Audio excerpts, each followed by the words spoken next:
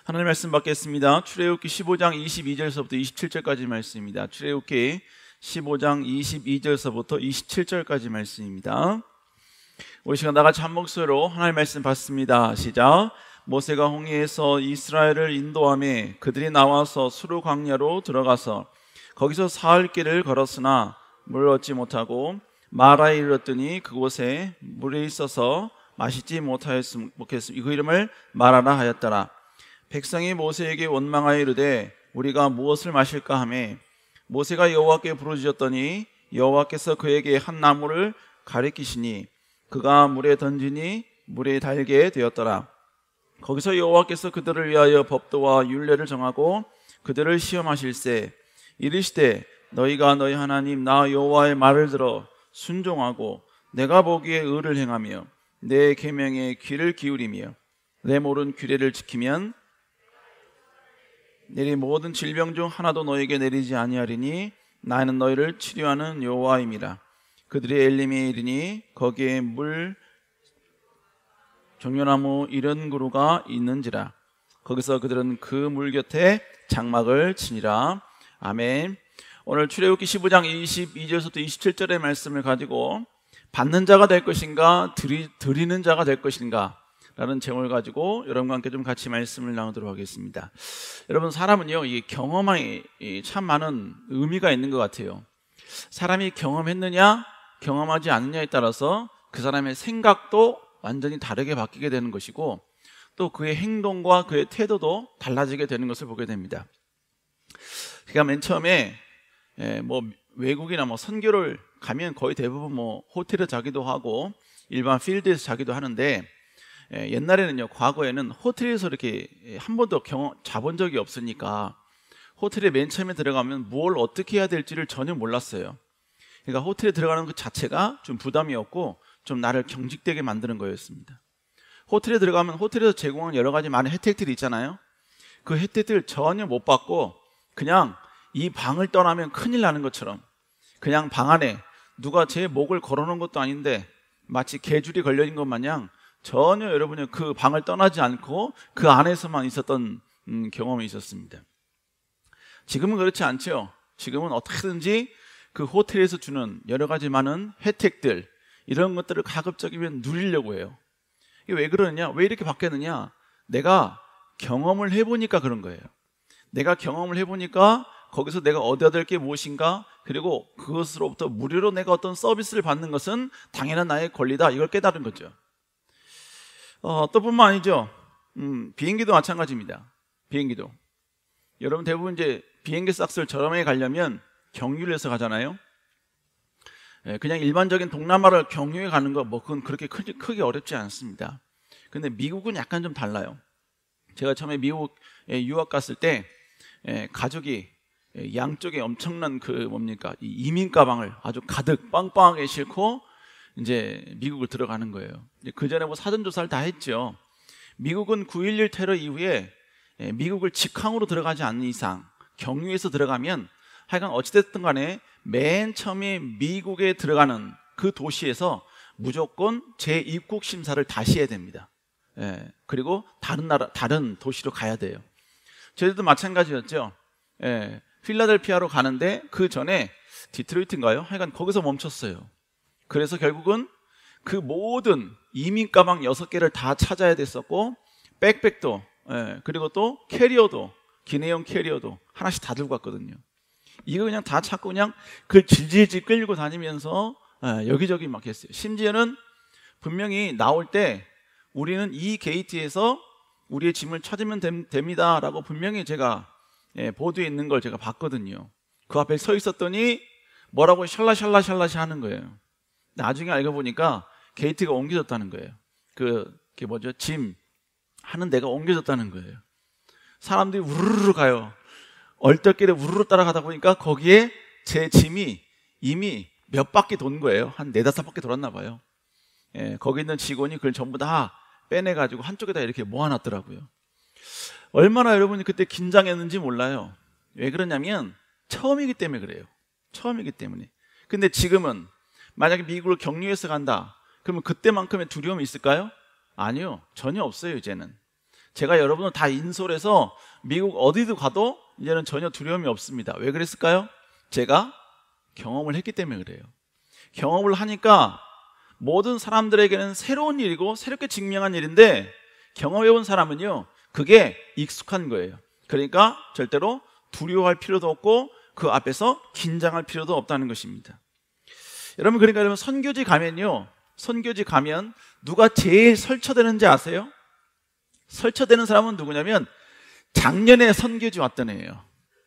작년에 그 선교지 왔던 애가 제일 설치고 다닙니다. 그리고요, 다른 사람은 전부 다 차 안에서 피곤해서 자는데 자질 않아요. 지금 우리 어디 가는 줄 알아? 어디 가면 중간에 어디 가서 우리 뭐 먹을 거야? 뭐 먹을 때 조심해야 돼. 네. 거기서 막 뭡니까? 여러 가지 아나운서 역할을 하는 거예요. 왜 그러느냐? 한번 경험해봤다 이거예요. 절대로 두려워하지 말라 이겁니다. 여러분, 이렇게 경험이라는 자체가 참으로 중요하다는 것이죠. 사람이 경험을 하면 그 경험한 것에 대해서 자신감이 생기는 것이고, 그리고 두려움이 없고 더 당당하게 행할 수 있다는 것이죠. 여러분, 그런데 우리 신앙도 마찬가지입니다. 우리 신앙도 마찬가지. 우리가 여러분요, 하나님을 믿는다는 차원에서는 우리 모두가 다 동일하죠. 예수 그리스도를 나의 구주로 믿음을 통하여서 우리는 구원받는 거예요. 그 구원받는 자체는 다 동일합니다. 근데 그 다음에 다른 게 뭐냐면요, 그러면 하나님을 믿는 믿음의 단계에서 모두가 다 그 상태에서 수준에서 머무느냐? 그렇지 않아요. 성경은 참 우리에게 희한한 말씀을 하십니다. 어떤 말씀을 하시냐면요, 에베소서 4장 13절에 보니까 우리가 하나님의 아들을 믿는 것과 아는 것에 하나가 되라 라고 표현하고 있어요. 여기서 믿는 것과 아는 것에 하나가 되라 라는 표현은 결국 뭘 말하냐?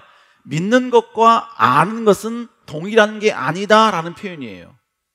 그러니까 결국 우리는 예수 그리스도를 믿음으로, 예수 그리스도를 믿는 믿음으로 말미암아 구원을 얻었어요. 구원받은 이후서부터 우리는 어떻게 되느냐? 믿음의 성장을 이루어야 되는데, 그 성장이 뭐냐? 하나님을 아는 것이라는 것을 우리에게 이야기하고 있는 거예요. 그러면 하나님을 안다라는 이 표현은 결국 뭘 의미하느냐? 하나님을 경험해야 한다는 거예요.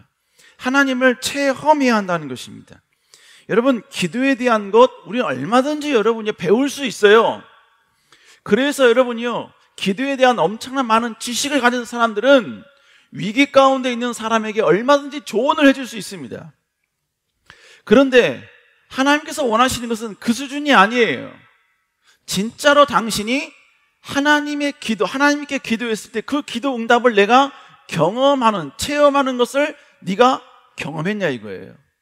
네 인생 가운데 하나님이 내 인생에 개입하셔서 내 삶 가운데 전혀 예상치 못한 놀라운 역전과 기적과 능력을 보여주셨냐 이거예요. 그걸 네가 체험해 봤냐 이거예요. 그렇게 하나님을 경험해 봤냐 이거예요. 여러분, 참 희한하게요, 지식으로 하나님에 대한 말씀을 아는 사람은요, 공격형, 그 다음에 책망형이 됩니다. 그런데 내가 실제로 하나님의 말씀을 경험함을 통해서, 체험함을 통해서 하나님을 알잖아요. 그러면 다른 사람에게 조언할 때 참 겸손한 모습으로 나아가요. 왜요? 그 사람의 고통 나도 옛날에 경험했거든요. 그 사람의 아픔을 나도 체험을 했거든요. 하지만 그 고통 속에서 내가 하나님을 의지하고 하나님을 더 바라보니까 하나님이 이렇게 역사하시더라는 거예요. 내가 그걸 아니까 지금의 고난 가운데 있는 사람을 내가 채울의 마음으로 그에게 다가서는 거예요. 그러니까 여러분, 하나님을 경험했느냐 경험하지 않느냐는 사람을 대하는, 상담하는 태도조차도 완전히 달라지게 만드는 것이죠. 그래서 여러분, 성경은 뭐라고 얘기하는지 아세요? 성경에 이사야서의 43장입니다. 한번 읽어볼까요? 시작. 나 여호와가 말하노라, 나의 증인 나의 종으로 택함을 입었나니 이는 너희가 나를 알고 믿으며 내가 그인 줄 깨닫게 하렵니다. 자, 본문의 주님 뭐라고 말씀하셨어요? 내가 너희를 분명히 나의 증인 나의 종으로 택했다는 얘기죠. 근데 택함 받은 자가 해야 될 게 뭐라는 거예요? 본문에 보니까 나를 알고 믿으라는 거예요. 여기서 안다라는 이 단어는 여러분 잘 아시다시피 야다라는 단어죠. 뭐예요? 하나님을 내가 직접 체험해 본 거야. 내가 경험해 본 거야. 그래서 여러분, 이 야다라는 표현을 쓸 때 우리가 어떤 단어를 쓰면, 내가 만약에 나이아가라를 내가 알아, 이 표현은요, 내가 실제로 그 나이아가라에 가봤어야 돼, 기본적으로. 그리고 나이아가라에 갔을 때 그 나이아가라에서 쏟아지는 그 폭포수를 최소한 좀 맞아봐야 돼. 그리고 나이아가라를 어떻게 가는지, 그리고 나이아가라에 갔을 때 어떤 방법으로 나이아가라를 관광하게 되는지, 그리고 나이아가라를 갔을 때 어디를 가야만 나이아가라를 다 경험할 수 있는지, 이 모든 것을 내가 실제로 한번 경험을 해봐야 돼요. 그런 다음에 내가 좀 나이아가라를 좀 알아. 여기서 야다라는 단어를 써서 내가 나이아가라를 좀 알아. 그러려면 그렇게 해야 한다는 거예요. 아마 여기서 나이아가라를 알아라는 이 단어를 야다를 사용할 수 있는 사람은 아무도 없어요. 저는 사용할 수 있어요. 가봤어요. 다 봤어요. 물벼락도 맞아봤어요. 저만 쓸 수 있어요. 제가 여러분께 뭘 말씀드리냐, 여호와를 안다, 알고 믿는다, 이 표현은 뭘 말하느냐, 아, 하나님은 이런 분이래. 맨날 간증 들으니까 하나님은 이런 분이래. 성경 공부하다 보니까 이런 분이래. 그게 아니라 여기서 말하는 알고 믿으라는 표현은 우리가 하나님을 개인적으로 경험하고 체험하고 그 하나님을 내가 인격적으로 만나는 이 만남이 있는 사람이 되어야 된다. 그런 상황 가운데 하나님을 더 믿어야 되고 알아야 된다. 바로 이 사실을 우리에게 이야기하고 있다라는 것이지요. 오늘 본문은요, 하나님을 경험하는, 하나님을 아는 과정에서의 한 사건을 우리에게 소개해주고 있습니다. 오늘 본문의 상황은 여러분 너무나 잘 알고 있는 내용이에요. 이스라엘 백성들이 출애굽을 해서 이제 하나님이 약속하신 가나안 땅으로 가는 그 과정 가운데 일어난 사건이었습니다. 그런데 약간 애굽과 좀 가까운 거리에서 있었던 사건이었어요. 내용이 이렇습니다. 이스라엘 백성들이 애굽에서 출애굽해서 광야로 나왔죠. 그래서 여러분 쭉 해변을 따라 내려가는데 물을 얻지 못하는 거예요. 그런데 그 가운데 마라라는 곳에 도착을 하게 됩니다. 자, 23절 한번 읽어볼까요? 시작. 마라에 이르렀더니 그곳 물이 있어서 마시지 못하겠으므로 그 이름을 마라라 하였더라. 여러분, 이 마라라는 이름은 원래 마라라는 이름이 아니었어요. 이스라엘 백성들이 와 보니까 우물이 있어서, 생전 처음 보는 우물이야. 근데 그걸 마시다 보니까 쓰니까 마라라고 이 사람들이 붙인 거예요. 자, 그러면 이런 상황 가운데 있자 이스라엘 백성들이 이제 어떻게 하느냐, 쓴 물을 마시고 이제부터는 하나님 앞에 불평을 하기 시작하고 모세에게도 불평을 하기 시작합니다. 자, 우리 한번 24절 한번 읽어볼까요? 시작. 우리가 무엇을 마실까 하매, 우리가 무엇을 마실까 하매, 그러자 모세는 하나님께 기도하죠. 그러자 하나님께서 모세에게 말씀하십니다. 가지를 떼서 이 가지를 던지라는 것이죠. 그러면 된다는 것입니다. 그렇게 하니까 실제로 물이 달게 됐죠. 그러니까 결국 이스라엘 백성들은 해결이 된 겁니다. 그럼 여기서 끝나면 되잖아요. 왜냐하면 쓴 물을 이 사람들이 못 마셨고 마시게 해줬으니까 여기서 끝나면 되잖아요. 근데 하나님의 입장에서는요, 지금 이스라엘 백성들이 쓴 물을 달게 해서 단물을 먹는 게 지금 하나님의 목표가 아니에요. 하나님의 계획이 아니에요.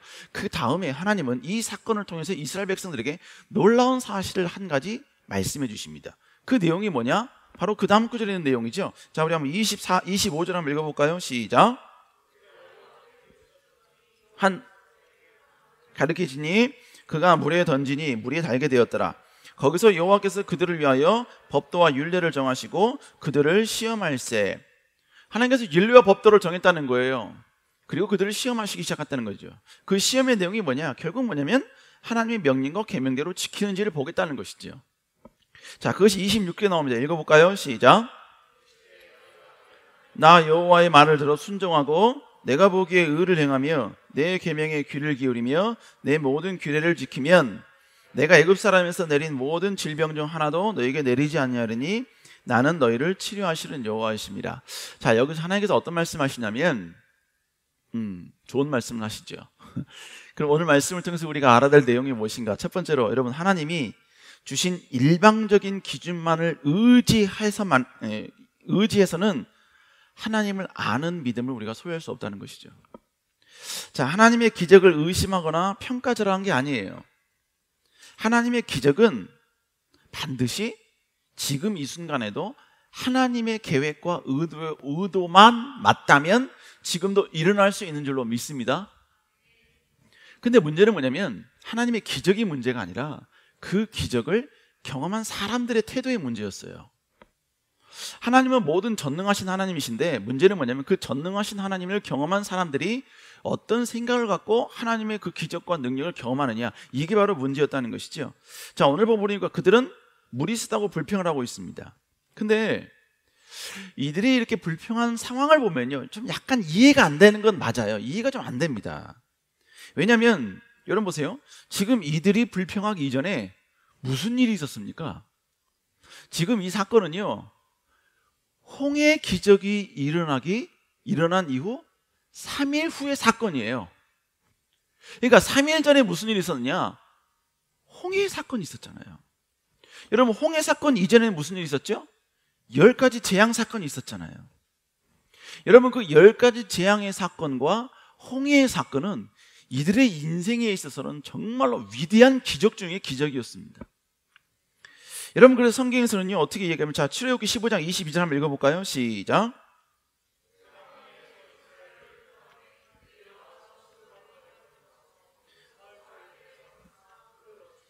자, 본문에 보니까 이들이 지금 뭐 한 거예요? 뭐 3일 동안, 3일 후에 지금 이 불평을 하고 있는 거예요. 근데 출애굽했을 때 그때 모습이 어느냐? 출애굽기 14장에 보니까 나오거든요. 21절, 22절 한번 읽어볼까요? 시작. 모세가 바다 위로 손을 내밀어 여호와께서 밤새도록 바닷물을 물러가게 하시니 물이 갈라져 바다가 마른 땅이 된지라. 이스라엘 자손이 바다 가운데를 육지로 걸어가고 물이 그들의 좌우에 벽이 되니. 자, 본문에 뭐라고 합니까? 모세가 그 바다를 향해서 손을 내밀었다라고 얘기하죠. 바다를 친 게 아니에요. 바다를 향해 손을 내밀었습니다. 근데 내민과 동시에 그냥 일순간에 바다가 확 갈라졌다고 이야기해요? 아니에요. 본문에 보니까 뭐라고 얘기해요? 밤새 동풍이 서로 마주쳤다라고 이야기하고 있습니다. 그러니까 결국 홍해가 갈라지는 것은 그냥 순식간에 쫙 갈라진 게 아니에요. 밤새도록 큰 동풍이 부니까 그 동풍에 의해서 바다가 서서히 갈라지기 시작한 거예요. 여러분, 지금 이스라엘 백성들은 엄청난 공포 가운데 있습니다. 왜? 지금 뒤에는요, 이스라엘 백성들을 잡으려고 했던 애굽의 군사들이 지금 막 혈기가 돼서 지금 잡으러 온 거 아니에요? 그죠? 지금 그런데 이스라엘 백성들을 잡으러 온 애굽 군사들은 지금 어떤 아픔이 있냐면 10번째 재앙을 통해서 자기 아들, 첫 번째 아들이 자녀가 다 죽은 상황이에요. 그 상황 가운데 지금 이스라엘 백성들을 잡으러 온다고요. 그러니까 여러분, 지금 이 사람들은 극도의 분노 가운데 지금 찾아온 거예요. 그런데 하나님께서 어떻게 하셨느냐? 애굽의 진영과 이스라엘 진영을 바로 불로써 이렇게 딱 가르막을 쳐주셨어요. 하지만 그 안에는 이스라엘 백성들이 막 우왕좌왕하는 거예요. 왜? 지금 불 바깥에 이 불벽으로 된 그 이편에는 지금 애굽의 군사들이 막 이러고 소리치는 거예요. 니네 잡히기만 해봐, 너희들 내가 다 죽여버린다, 아주. 너희들 아주 내 손에 아주 가루를 만들어봐. 온갖 소리가 다 들릴 거 아닙니까? 이스라엘 백성 지금 그런 공포 가운데 있다고요. 모든 이스라엘 백성들이 전부 다 애굽 사람들을 향해서 공포 가운데 있었을 때 모세가요, 그 홍해를 향해 손을 벌렸더니 그때부터 어떻게 되느냐? 큰 동풍이 불기 시작합니다. 자, 여러분 보세요. 동풍이 막 불 때 서서히 홍해가 갈라지기 시작을 합니다. 그러면 여러분, 밤새도록 그게 갈라지기 시작을 했어요. 그러면 여러분 보세요. 이스라엘 백성들이 뒤에서 자기를 공격하는 애굽 사람들에게 집중했을까요? 아니면 하나님께서 동풍을 통해서 막 홍해를 갈리고 있는 그 현장에 집중했을까요? 여러분들은 어디 집중하실래요? 저는요, 하나님이 역사하시는 그 현장에 막 집중할 거예요. 물론 뒤도 신경을 쓰긴 합니다만, 우와 이거 봐, 우와 이거 봐, 우와 야 서서히 갈라져. 아마 여러분 거기에 막 집중했을 거예요. 그리고 여러분요, 그냥 다 갈라버리고 그럼 끝나요? 아니에요. 그들이 가야 될 그 땅은요, 지금까지 창조 이래 계속해서 여러분 거기는 물에 덮여있던 땅이었습니다. 그러니까 여러분 그 땅은 밟기만 해도 진흙탕이 돼버려요. 들어가면 그냥 여러분 진흙탕에 늪처럼 다 죽어버린다고요. 그래서 하나님 어떻게 했어요? 동풍으로 그 땅을 전부 다 말리셨습니다. 그들은 그걸 다 목격한 거예요. 그리고 그 땅을 걸어갑니다. 여러분, 그 땅을 걸어간다고 생각해 보세요. 그러면 여러분, 양쪽으로 물이 쫙 올라와 있겠죠. 그러면 여러분들은 걸어가라 그러면 가운데로 저벅저벅 걸어가실까요? 물론 그럴 수 있죠. 그러나 저는 절대로 가운데로 걸어가지 않을 거예요. 벽으로 갈 겁니다. 그래서 하나님이 가르신 그 물이 과연 뭔가 만지면서 갈 거예요. 여러분, 물이지만 물 저쪽에는 분명히 물고기가 살 거 아닙니까? 그죠? 가면서 낚시도 할 수 있겠죠. 그러면서 뭐예요? 이 물로 한번 세수도 한번 해보고, 이 물로 이렇게 찌끄리면서 왜 이 물은 계속해서 우리를 덮치지 않지? 하면서 여러분요, 계속해서 고민과 그리고 신기함과 그리고 내 마음 가운데 여러 가지 많은 여러분들 보면서 걸어갈 거예요. 그 모든 터치하심, 내가 만진 모든 것, 내가 밟는 모든 땅, 내가 보여주는 그 모든 것들은 다 뭐예요? 하나님의 위대한 기적이에요. 하나님이 함께 하신다는 그 모든 사인이고 그 증거라고요. 그리고 나서 올라왔어요. 그러면 그 땅이 그대로 있으면 끝나잖아요. 이 뒤에서 뭡니까? 애굽 사람이 쳐들어오는데 그들이 전부 다 여러분이 다 올라가고 난 뒤에 하나님께서 불기둥을 제거하십니다. 그러자 이 애굽 군사들이 그쪽으로 따라오죠. 근데 하나님께서 통풍을 결국 여러분이 멈추시니까 그 모든 물이 그들을 덮친 거 아닙니까? 여러분, 이 모습을 이스라엘 백성들이 목격한 거예요. 그 이후에 3일 후에 걸어갔는데 이 사건이 벌어진 겁니다. 그들의 인생에 있어서 10가지 재앙의 사건과 이 홍해 사건은 엄청난 기적 중의 기적이었습니다. 그런데 이 기적발이 며칠 갔냐면 3일밖에 못 갔어요. 지금까지 아마 성경에 기록된 모든 기적 가운데 최고의 기적이 뭘까요? 저는 아마 홍해 기적이 아닐까 싶습니다. 10가지 재앙의 사건이 아닐까 싶습니다. 엄청난 스펙타클한 기적, 엄청난 기적이 기적 중의 기적. 여러분, 이 놀라운 기적을 이들은 경험했는데 결국 그 놀라운 기적을 봤으면 이들이 하나님 앞에 엎드리고 하나님을 경배하고 하나님이 내 삶에 어떠한 길로 인도할지라도 하나님을 찬양하고 하나님을 경배해야 될 거 아니에요. 그런데 그게 딱 3일 갔다고요. 물론 3일 가는 것도 쉽지 않은 길이었죠. 왜? 그들은 광야의 길을 갔기 때문에. 그렇기 때문에 3일 동안 인내한 그들은 나름 여러분요, 믿음이 있다고 봅니다. 그러나 3일 후에 작은 고난이 그들에게 닥쳤을 때 그들은 와르르 무너지기 시작합니다. 여러분, 이건 결국 무엇을 말하는 겁니까? 하나님의 위대한 기적, 너무 아름답습니다. 하나님의 위대한 기적이 우리의 삶 가운데 항상 일어나기를 소망하지요. 그러나 중요한 건 뭘 말하느냐? 이 기적 자체가 그들이 하나님을 하나님답게 인정하는 도구가 되지는 못했다는 거예요. 여러분, 결국 우리는 이 땅을 살면서 우리는 계속해서 뭐라고 해요? 하나님이 기적을 주세요, 기적을 주세요, 기적을 주세요라고 이야기합니다.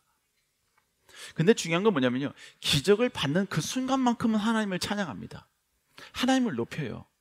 근데 그 기적의 사건이 끝나고 나서 며칠 있으면 여전히 하나님이 원치 않는 행동을 마음껏 하기 시작하고 불평을 하기 시작하고 원망을 하기 시작한다는 것이죠. 그러면 그 기적은 그가 하나님을 알고 경험하는 데 있어서 어떤 역할을 했냐 이거죠. 전적으로 무의미하다라고 말할 수 없을 거예요. 그러나 그가 온전히 하나님 앞에 서 있고 온전히 하나님을 신뢰하는 데에는 부족함이 있다는 거예요. 그러니까 여러분, 기적만 바라는 신앙은 하나님 보시기에 옳지 않습니다. 기적만 전적으로 하나님께 요구하는 신앙은 옳지 않아요. 기적을 무시하는 게 아닙니다. 기적을 우리 하나님께 원해야죠. 하나님께 기도해야죠. 그러나 기적만 바라는 그 자체는 우리가 하나님을 경험하는 데 있어서 그 큰 도움은 되지 못한다는 거예요. 그러면 뭐냐 이거죠. 두 번째, 말씀에 순종한 자만이 진짜 하나님을 제대로 경험할 수 있다는 거예요. 자, 오늘 본문에 보니까 출애굽기 15장 26절 다시 한번 읽어볼까요? 시작. 너희가 너희 하나님 나 여호와의 말을 들어 순종하고 내가 보기에 의를 행하며 내 계명에 귀를 기울이며 내 모든 규례를 지키면 내가 애굽 사람에게 내린 모든 질병 중 하나도 너희에게 내리지 아니하리니 나는 너희를 치료하시는 여호와이십니다. 여러분, 하나님께서 지금 뭐라고 말씀하시느냐? 이스라엘 백성들, 애굽 사람들에게 내렸던 모든 질병들 다 하나도 내리지 않겠대요. 기적이죠. 기적입니다. 그런데 그렇게 하려면 어떻게 된대요? 너희가 하나님의 명령과 계명대로 해야 한다는 거예요. 그러면 너희가 치료하시는 여호와를 체험하게 된다라는 것입니다. 치유하신 하나님을 경험하려면 이제 어떻게 해야 돼요? 하나님 명령에 순종해야 한다는 거예요. 지금까지 이스라엘 백성들은요, 하나님의 명령의 계명, 하나님의 명령의 충성, 하나님의 명령의 복종의 결과로서 이 기적을 얻은 게 아니었어요. 이들이 이 모든 기적을 경험한 그 근본적 원인은 뭐였었느냐? 하나님이 아브라함에게 하신 그 약속 때문이었습니다. 하나님의 신실하심 때문이었어요. 내가 너희를 430년 동안 애굽에서 종살이해서 내가 너희를 다시 한번 출애굽시키라고 시킬 것이다 라고 바로 아브라함과 이삭과 야곱에게 약속하신 그 약속을 근거로 해서 하나님이 기적을 보여주셨다고요. 그렇게 해서 여러분 기적을 보여줬는데 정작 그 기적, 엄청난 스펙타클한 기적을 경험한 이들이 하나님 앞에 엎드릴 줄 알았는데 엎드리던 것이 아니었다는 것이죠. 그래서 하나님이 그들에게 말씀하신 게 뭐예요? 이제는 치료하시는 여호와를 경험하기 위해서는 너희가 하나님 말씀에 순종해야 한다는 것이죠. 하나님 말씀에 복종을 해야 한다는 거예요. 복종을. 그러니까 여러분, 우리는 결국 하나님, 이 놀라운 치료하신 하나님, 더 직접적인 하나님을 경험하기 위한 방법은 뭐냐? 하나님 기적 주세요, 기적 주세요, 기적 주세요. 안 주면 난리 납니다. 그게 아니라 이제는 하나님의 명령과 계명과 율례로 지키는 모습이 우리에게 필요하다는 것이죠. 근데 여러분 보세요. 순종을 시작하는 그 순간과 순종을 하는 가운데 그 상황 과정에는요, 하나님의 손길이 전혀 안 보여요. 네. 내가 하나님께 순종하고 있어요 지금. 그리고 순종을 결단하고 있어요. 그리고 그 순종의 길을 가고 있어요. 그러면 그 순종의 길에 하나님께서 찾아오셔서 막 역사하시고 뭐 작은 좀 어떤 기적도 좀 보여주시고 어떤 뭡니까 뭐 작은 역사도 좀 보여주고 막 그래야 될 거 아니에요.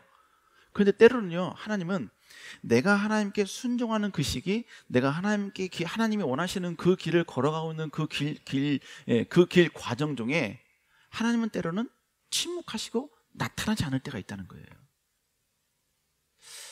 그러니까 여러분 결국 또 보세요. 그러면서 결국 뭐냐면 순종하는 기간 동안에 가장 힘든 때가 언제냐면요, 하나님의 말씀에 100% 순종하는, 그리고 100% 순종했다고 하나님께 인정받는 그 마지막 순간이 가장 힘든 시기예요. 근데 그 가장 힘든 시기도 하나님이 침묵하십니다. 순종하고 있는데 왜 침묵하시죠? 여러분, 순종이 시작되면 그때부터 힘든데, 힘듦에도 불구하고 내가 그 길을 하나님의 명령과 계명대로 간다는 얘기 뭘 말하냐면, 보이지 않지만 보이지 않는 신실하신 하나님을 내가 신뢰한다는 이야기예요. 보이든 보이지 않든 내가 하나님의 기쁨이 되기 위하여 그 길을 걸어가는 것을 나는 절대로 주저하지 않겠다는 표현이에요. 내가 하나님을 하나님답게 믿고 하나님을 하나님답게 존중히 여긴다는 표현이에요. 근데 힘들어요. 성경에 보면 하나님께서 아브라함에게 창세기 22장에 보면 뭐라고 말씀하시냐면, 너는 하나님께서 지시한 산에 가서 바로 하나님께서 말씀하신 방법대로 네 아들을 제물로 번제로 바쳐라 라고 말씀하고 있습니다. 그래서 아브라함은요, 이해가 되지 않죠. 하지만 하나님의 명령이니까 그대로 순종합니다. 그래서 모든 땔감들을 그대로 다 모아요. 어떻게 번제를 드릴지를 다 알기 때문에 번제 드릴 땔감을 다 모읍니다. 여러분, 출발 때부터 땔감을 모았다는 이야기는 아브라함은 순종하겠다는 의지가 있다는 표현이에요. 여러분, 만약에 순종하겠다는 의지가 없으면요, 가다가 그냥 나무 하나씩 꺾지 뭐, 가다가 뭐 툭툭 치다 보고 뭐 좋은 나무 있으면 그거 뭐 주워가지 뭐, 이랬을 거예요. 그러나 아브라함은 처음부터 다 땔감을 걸 준비해 갑니다. 그리고 성경에 보니까 며칠을 갔냐면요, 하나님이 지시한 산까지 사흘을 갔다라고 이야기해요. 3일을 갔습니다. 3일. 여러분, 3일 동안 아브라함이 이삭과 함께 그 길을 가요. 그 길을 가는 모든 과정은 하나님께 순종하는 길이에요. 근데 그 길은요, 점점점 하나님이 약속하신 그 산에 가까우면 가까울수록 아브라함의 마음은 더 고통스럽습니다. 아브라함의 마음은 더 찢겨져요. 왜요? 가까우면 가까울수록 이제 아들을 볼 수 있는 시간이 줄어들기 때문입니다. 그래서 여러분, 지금 아브라함은 하나님의 명령대로 그 약속하신, 그 말씀하신 그곳에 가는 모든 과정은 하나님께 철저히 순종하는 과정인데, 그 순종하는 과정은 아브라함에게는 엄청난 고통이었어요. 근데 그 고통이 최고의 고통이었을 때가 언제예요? 이삭을 그 제단 위에 누이고 그에게 칼을 들 때입니다. 그에게 칼을 들 때는 그가 순종하는 기간 동안 경험했던 그 모든 고통과는 비교할 수 없는 어마어마한 아픔과 어마어마한 갈등과 어마어마한 통증이 몰려오는 시기입니다. 근데 지금까지 하나님은 침묵하셨어요. 그 순종하는 기간 동안 하나님이 찾아오셨으면 했는데 단 한 번도 찾아온 적이 없었어요. 단 한 번도 하나님께서 아브라함에게 오셔서 여러분 꿈이라도 나타나서 그를 위로한 적 한 번도 없었습니다. 그리고 마지막 그 순간, 그에게 칼을 드는 그 순간까지도 하나님은 찾아오지 않으셨어요. 그런데 마지막 그가 이제 그 자녀를 향하여 하나님의 말씀대로 순종하는 최고조의 마지막 클라이막스에 그의 가슴에 칼을 꽂으려고 할 때 하나님이 그에게 나타나십니다. 아브라함아, 아브라함아. 그토록 바랬던 하나님이 언제 나타나셨느냐? 그의 순종이 최고의 순종으로 하나님께 충성하는 그 순간 하나님이 나타나셨다는 것이죠. 여러분, 그런데요, 이 경험이 아브라함에게는 어마어마한 하나님을 경험하는 시기가 됩니다. 하나님을 철저히 신뢰하고 하나님을 철저히 바라보고 하나님을 철저히 앙망하는 바로 그 시간, 그 순간이 되었다는 것이죠. 그래서 여러분요, 아브라함을 향해 뭐라고 이야기합니까? 아브라함을 믿음의 조상이라고 이야기하죠. 오늘 본문을 시작으로 하나님이 그를 향하여 인정하신 닉네임이에요. 믿음의 조상이라는 거예요. 이 믿음이 누굴 향한 믿음인가요? 하나님을 향한 믿음이죠. 결국 뭡니까? 아브라함은 이 사건을 통하여 하나님을 경험하면서 신뢰한 거예요. 체험하면서 하나님을 더 신뢰한 거예요. 그런데 체험하면서 전적으로 하나님을 신뢰하는 그 모습에 대해서 하나님이 인정해 주신 거예요.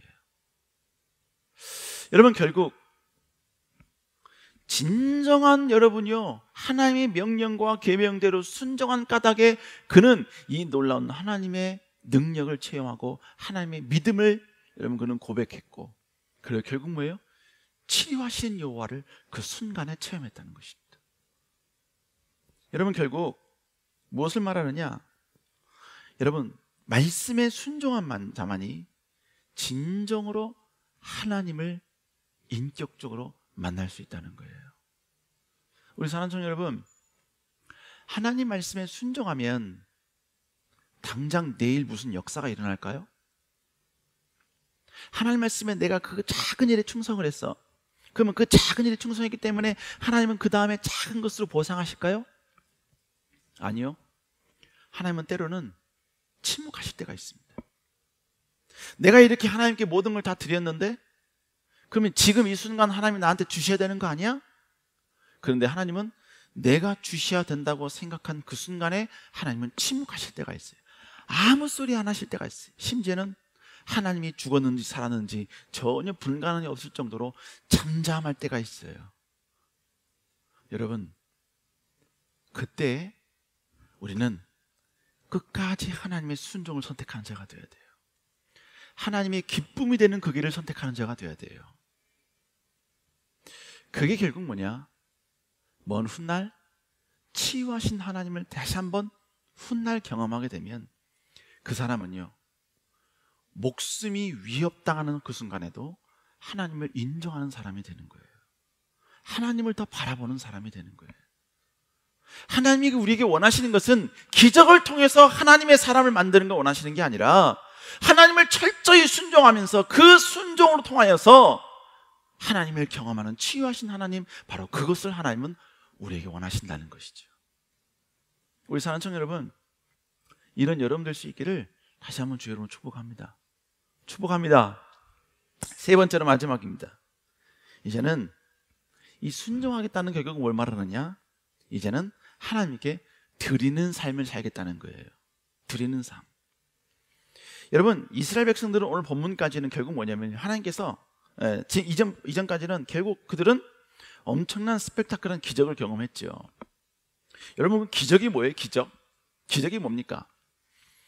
기적을 인터넷 찾아보니까요, 기적에 대해서 뭐라고 말하냐면요, 일반적으로 가능성이 희박하고 전혀 일어날 수 없다고 생각했던 일들이 일어나는 일들, 일어나는 상황들, 이걸 기적이라고 이야기하더라고요. 이거는 일반적인 데피니션이에요. 정의예요. 신앙적으로 봤을 때 기적은 뭐냐? 신앙적으로 봤을 때 기적은, 그러니까 이스라엘 백성들이 경험했던 이 기적은 이스라엘 백성들의 노력은 눈꼽만큼도 없으면서 전적으로 하나님께서 부어주신 것, 이게 바로 그 당시 이스라엘 백성들이 경험했던 기적의 정의였어요. 그들은 이 기적을 경험하기 위해서 하는 것은 눈꼽만치도 없었어요. 하나님이 일방적으로 줬어. 막 줬어. 그죠? 누구도 경험하지 못한 걸 막 줬어. 이건 뭐예요? 이 기적은 이스라엘 백성들로부터 나온 게 아니라 하나님의 속성으로부터 나온 거예요. 신실하신 하나님, 그 약속을 지키신 하나님의 그 속성으로 여러분 근거해서 이 기적이 나오는 거야. 그러니까 기적은 뭐냐? 한마디로 말하면 그냥 하나님이 주시는 거였어요. 근데 하나님은 지금 이스라엘 백성들에게 뭐라고 말하냐면 순종해라 라고 말합니다.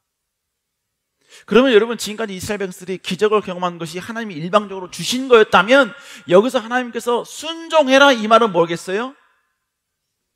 이제는 너희가 하나님께 드려야 된다라는 표현이에요.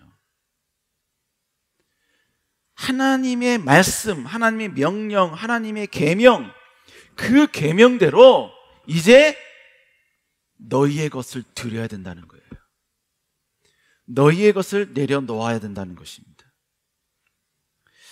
여러분, 결국 기적을 바라는 신앙, 이건 뭘 의미하느냐? 하나님께 무조건적으로 달라는 거죠. 무조건 하나님 주세요 이거죠. 물론 어떤 사람은 그런 이야기 할 수 있습니다. 기적을 기대하는 그 배경에는 하나님에 대한 신뢰, 하나님의 능력에 대한 인정이 있기 때문에 하나님께 기적을 달라는 거 아닙니까? 맞지요. 여러분, 그게 잘못됐다는 게 아니에요. 근데 문제는 뭐예요? 그 기적을 경험하면 철저히 하나님께 엎드리냐고요. 철저히 하나님은 나의 왕이시라고 여러분요, 그 기적을 근거로 해서 그의 인생과 그의 삶 가운데 하나님 왕으로 섬기는 삶을 사냐고요. 하나님께서 일방적으로 기적만 주시고 그 기적을 경험한 사람은요, 그 기적을 받는 순간 그때부터는 또 하나님과 관계없는 인생을 살아요. 그러다가 또 고난이 오면 또 여러분 하나님께 또 다른 기적을 달라고 그러죠. 또 다른 여러분 체험을 달라고 그러죠. 이 문제 해결해 달라고 그러죠. 근데 하나님 해결 안 해주셨어. 그러면 과거에 경험했던 그 기적을 근거로 하나님 감사합니다, 주시지 않는 하나님께 주시지 않는 찬양합니다, 이렇게 변할까요? 아니, 오늘 본문에 등장한 이들처럼 불평하기 시작해요. 원망하기 시작해요. 모세를 향하여 여러분 불평하고 원망하기 시작한다니까요.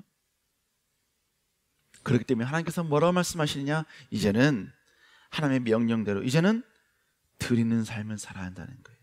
하나님을 경배하는 삶을 살아야 된다, 바로 이것을 우리에게 이야기하고 있는 것입니다.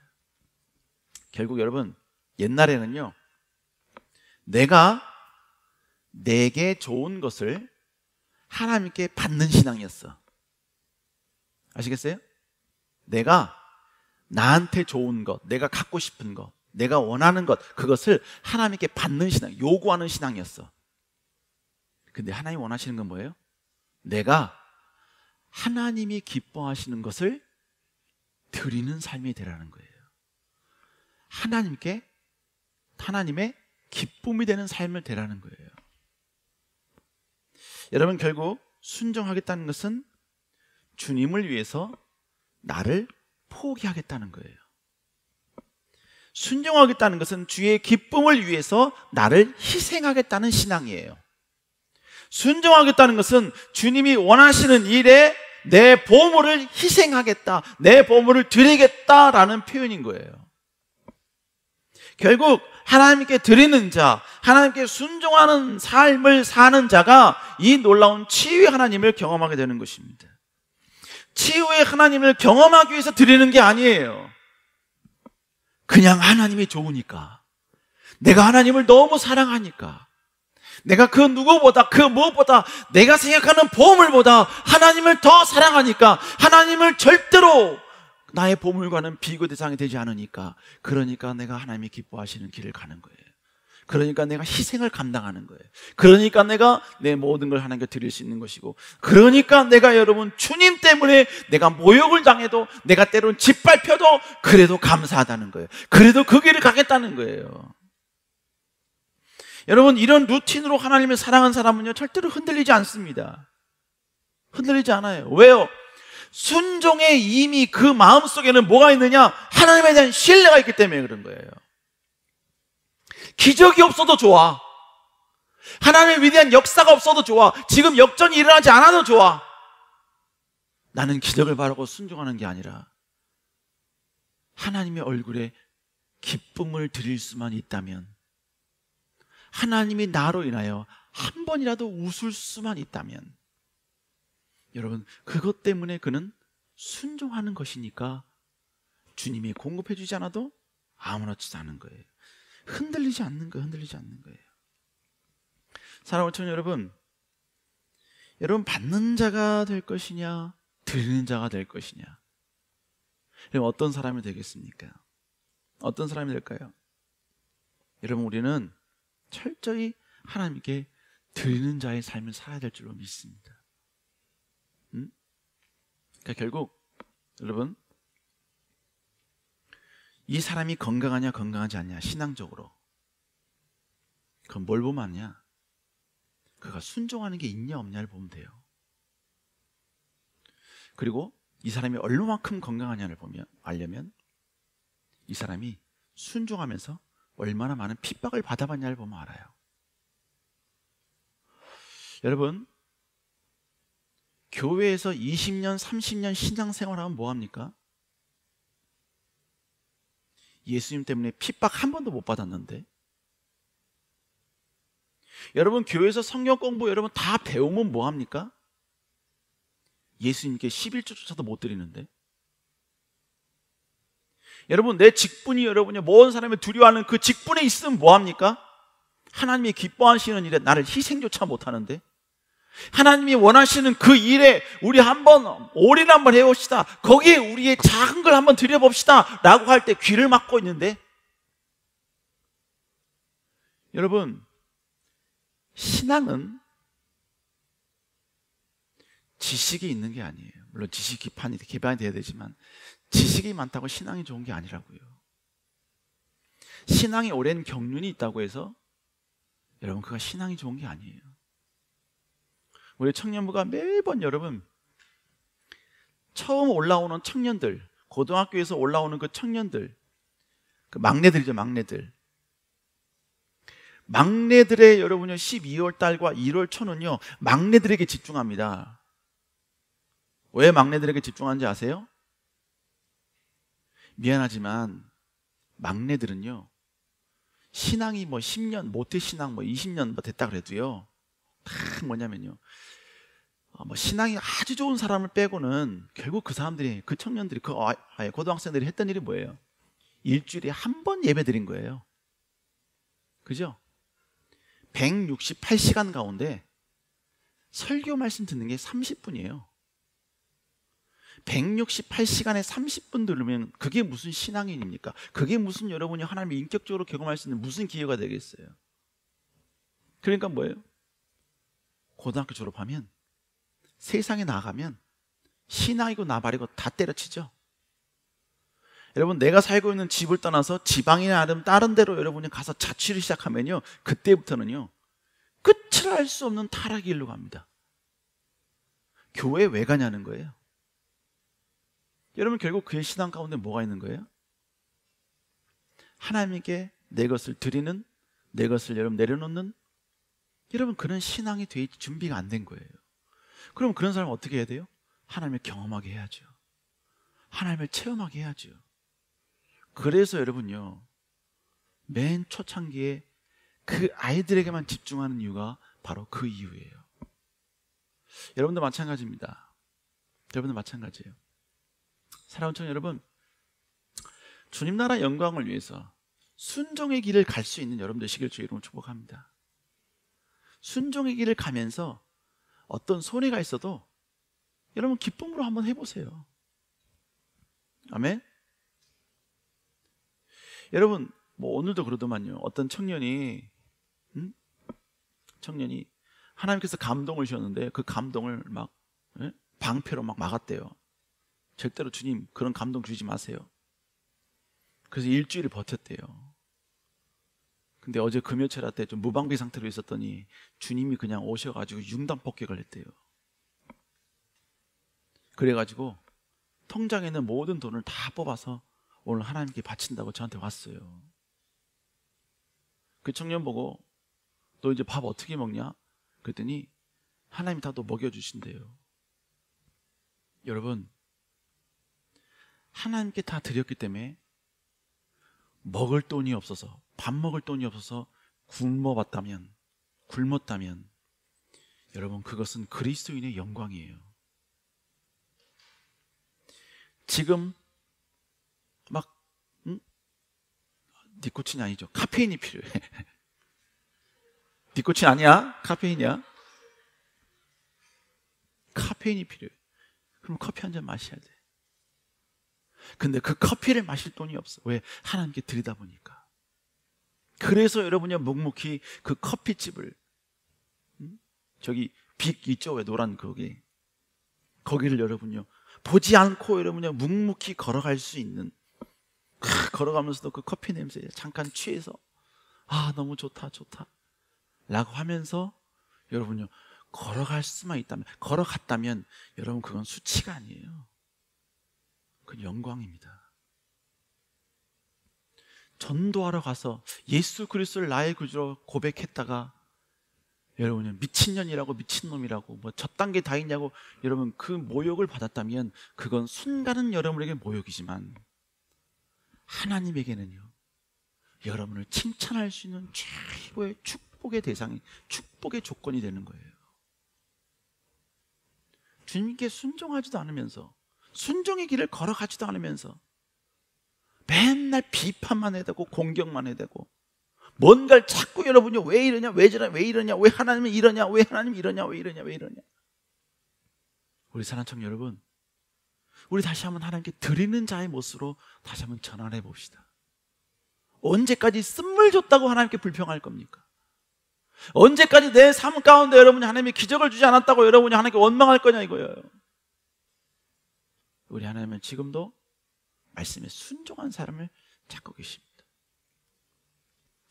하나님을 찾는 사람들이 여기 있기를 다시 한번 주 이름으로 축복합니다. 우리 시간 기도하십시다.